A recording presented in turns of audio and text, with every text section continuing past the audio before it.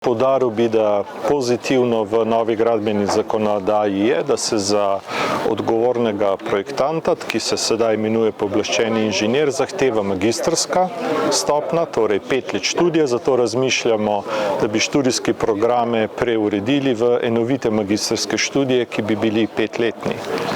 Problemi, ki se pojavljajo, pa so pravzaprav, da svojim študentom, ki bodo diplomirali po teh študijskih programih, ne znamo točno povedati, kakšne vloge bodo lahko recimo pri graditvi objektov prevzemali.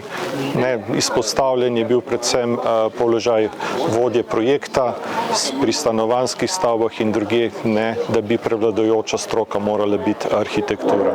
Drugače pa ocenjujemo, da gradbena zakonodaja je korak naprej, poenostavlja postopke, nujno bi pa morala vpeljati revizijo. Jaz mislim, da študijski programi, ki jih ponujamo, omogočajo, da magistri inženirji gradbeništva lahko seveda s prakso potem tudi revidirajo projekt in s tem zagotavljajo varnost objektov. Gradbeništvo bi rad rekel, da je zelo široka panoga, zagotavlja velik del družbenega produkta.